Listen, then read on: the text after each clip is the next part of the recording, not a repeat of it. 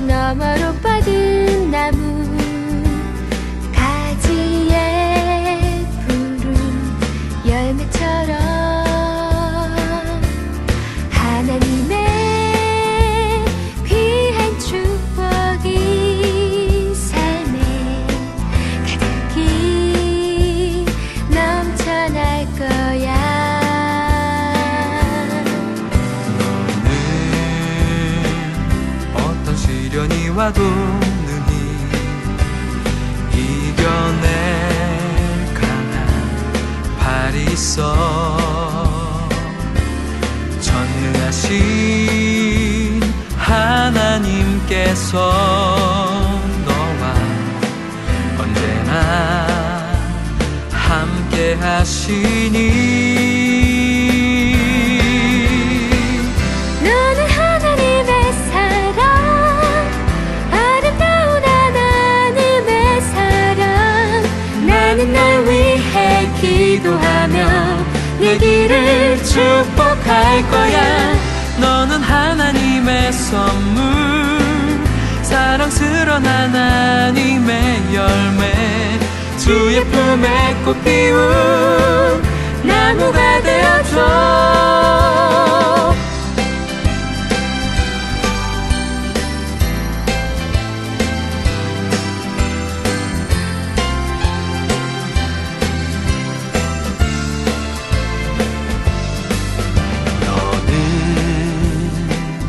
담장 너머로 뻗은 나무 가지에 푸른 열매처럼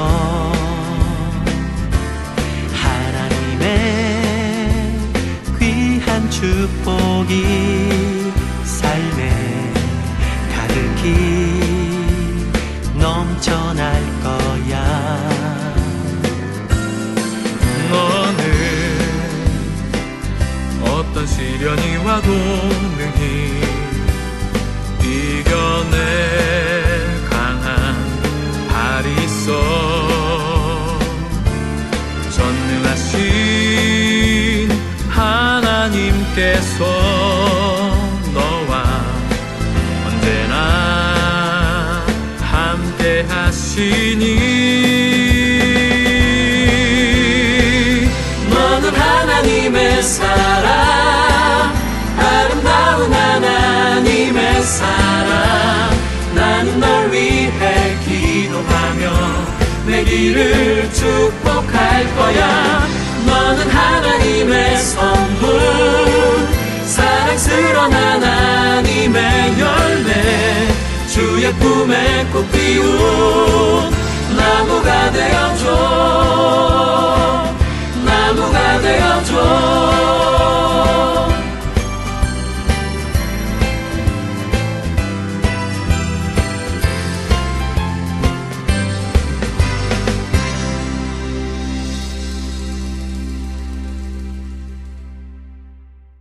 함께 기도하겠습니다. 사랑이 많으신 하나님 아버지, 주님의 날을 구별하여 예배드릴 수 있게 해주셔서 감사합니다. 긴 장마가 끝나고 더위 속에서도 우리 소망부 친구들과 선생님들 건강을 지켜주시고 하나님의 뜻대로 살아갈 수 있도록 함께해 주시옵소서. 우리 친구들 가정과 그 가족들에게도 하나님께서 함께해 주셔서 어렵고 힘든 이 시기에 넉넉히 이길 힘을 주시옵소서. 말씀을 전하실 전도사님께 영육간 강건함으로 함께해 주시고 그 말씀이 우리가 살아가는데 힘이 되게 하옵소서. 하루빨리 우리가 함께 모여 예배드릴 수 있는 날을 기대하며 예수 그리스도 이름으로 기도합니다. 아멘. 사람이 그에게 이르되 내 이름이 무엇이냐. 그가 이르되 야곱이니이다. 그가 이르되 내 이름을 다시는 야곱이라 부를 것이 아니요 이스라엘이라 부를 것이니 이는 내가 하나님과 빛 사람들과 겨누어 이겼음이니라.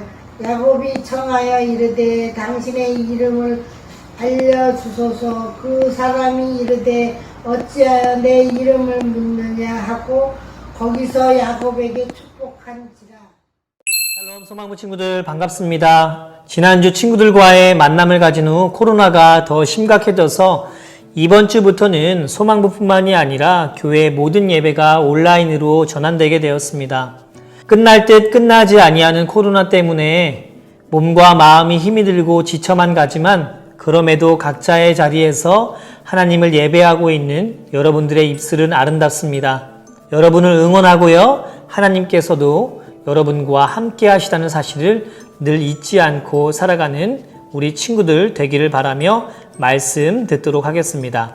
오늘 말씀에 들어가기에 앞서 지난주에 설교 내용을 복습해보는 시간을 갖도록 하겠습니다. 첫 번째 문제입니다. 에서와 야곱은 어떤 일을 하고 있었습니까? 에서는 사냥꾼이었고 야곱은 집안일을 하고 있었죠. 두 번째 문제, 에서는 붉은 죽 한 그릇과 무엇을 바꾸게 되었습니까? 바로 장자의 명분이었습니다. 세 번째 문제, 이삭은 누구를 축복하려 하였지만 실제로 누가 복을 받게 되었나요? 바로 에서를 축복하려 하였지만 야곱이 복을 받게 되었습니다. 네 번째 문제, 하나님의 계획은 인간이 막을 수 있나요? 네, 인간이 막을 수 없습니다. 오늘은 시리즈 설교 11번째 이야기 응답하시는 하나님이라는 제목을 가지고 창세기 32장과 33장의 내용을 살펴보고자 합니다. 하나님은 과거 야곱의 할아버지인 아브라함과 언약을 맺으셨습니다. 그리고 그 후 야곱의 아버지인 이삭에게도 약속을 확인해 주셨어요. 또한 하나님은 야곱을 향한 계획도 가지고 계셨습니다. 야곱이 비록 동생이긴 했지만 하나님은 야곱이 가족을 대표해서 복을 받기를 바라셨어요. 아버지와 형 에서를 속이고 형의 복을 빼앗은 야곱은 에서를 피해 외삼촌 라반의 집으로 도망쳤습니다. 도망가던 중 하나님은 베델에서 불안해하는 야곱을 만나주셨고 그와 함께 하시겠다라는 약속도 해주셨어요. 야곱은 외삼촌 라반의 집에서 20년이라는 시간을 함께 살면서 레아와 라헬이라는 여자들과 그리고 2명의 하인과 결혼하게 되었습니다. 그리고 12명의 아들과 1명의 딸 디나를 낳게 되었어요. 야곱은 많은 자손과 부를 얻게 되었고 행복한 삶을 살아가는 것처럼 보였습니다. 그러나 그의 인생은 그의 이름처럼 늘 속고 속이는 삶을 살아가야만 했습니다.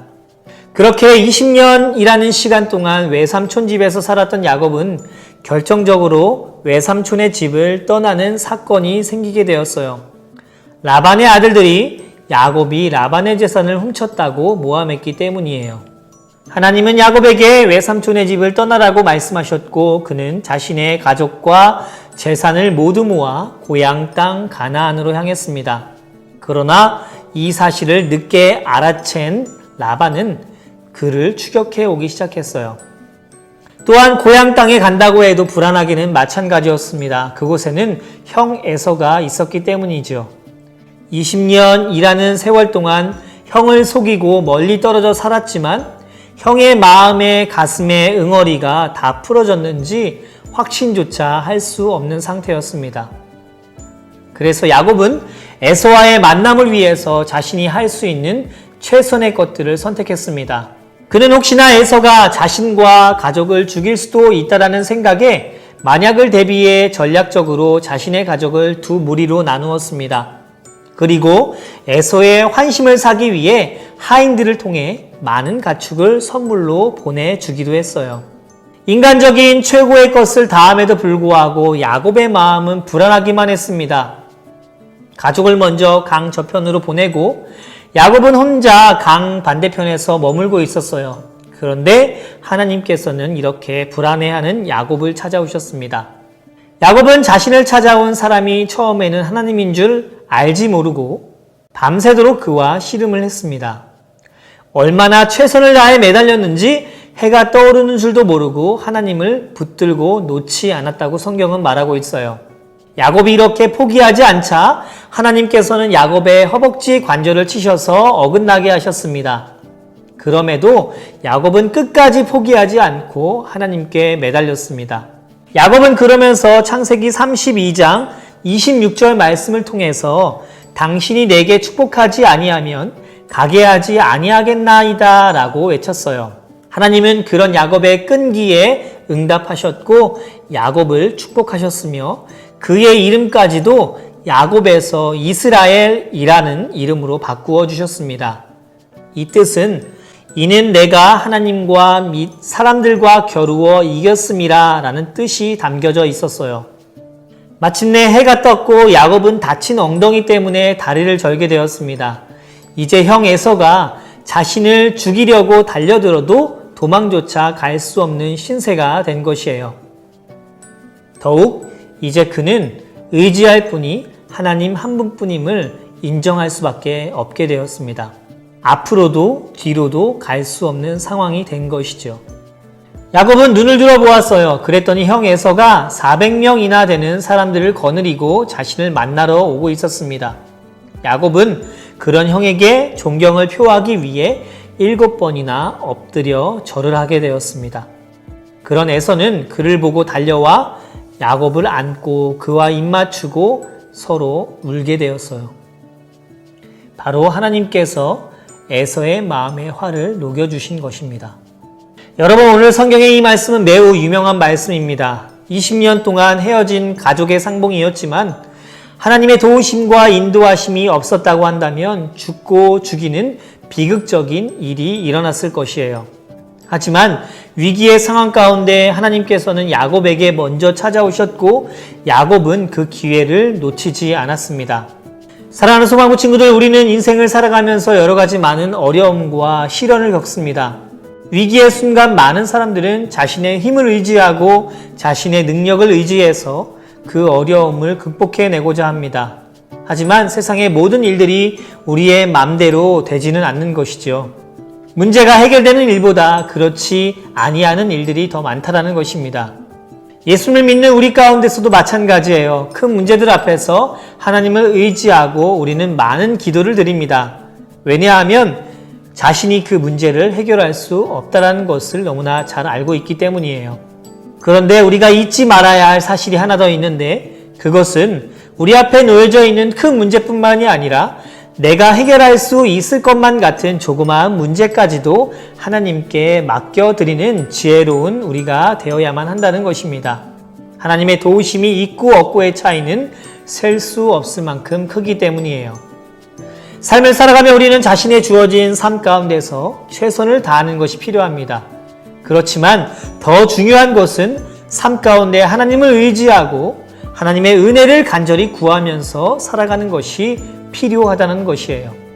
야곱이 하나님을 만나게 되었을 때 무려 20년이나 되는 오해와 아픔과 상처들이 깨끗하게 씻김을 받게 되었습니다.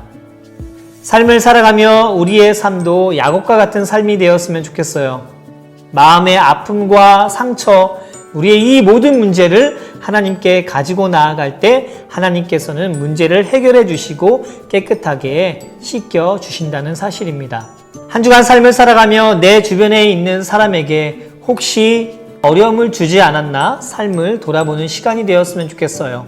그리고 어려움의 문제들이 우리 앞에 놓여졌을 때 나의 힘과 나의 능력을 의지해서 살아가는 사람이 아니라 하나님의 힘을 의지하여서 날마다 나아가는 전우사님과 우리 친구들이 되었으면 좋겠습니다. 함께 기도하도록 하겠습니다.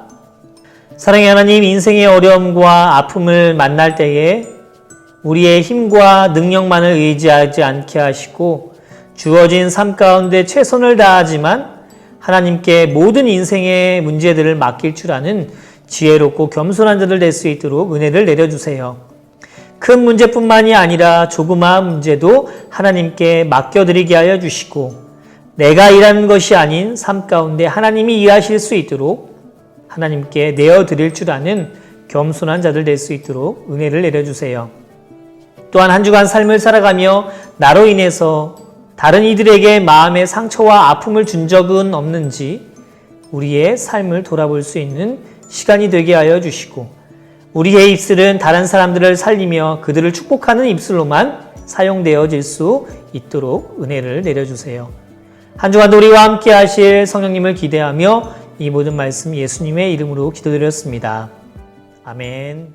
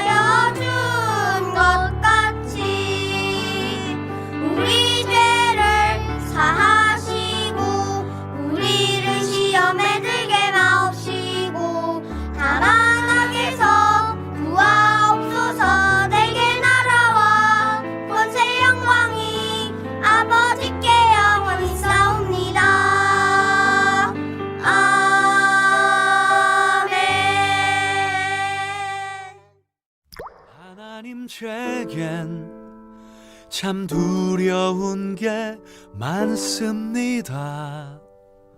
잘 모르는 것도 너무 많습니다. 부끄러운 일은 헤아릴 수도 없고 지치고 힘든 때에도 그때도 의연한 척해야 할 때도 있습니다.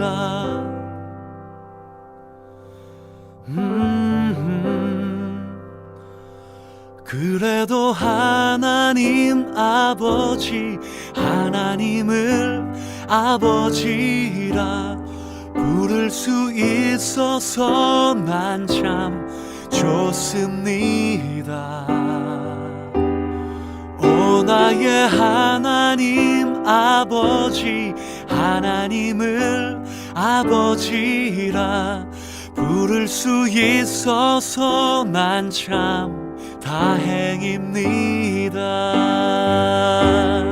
오 나의 하나님 아버지 하나님을 아버지라 부를 수 있어서 난 참 좋습니다.